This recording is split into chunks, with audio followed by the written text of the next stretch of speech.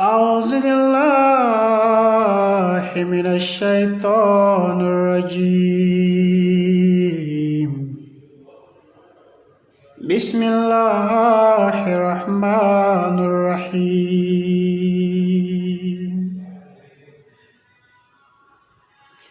إن الذين قالوا ربنا الله ثم استقاموا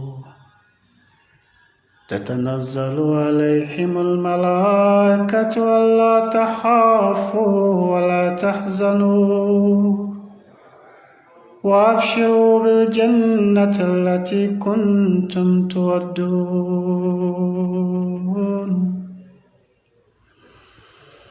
نحن أولياؤكم في الحياة الدنيا وفي الآخرة ولكم فيها ما تشتهي أنفسكم ولكم فيها ما تدعون.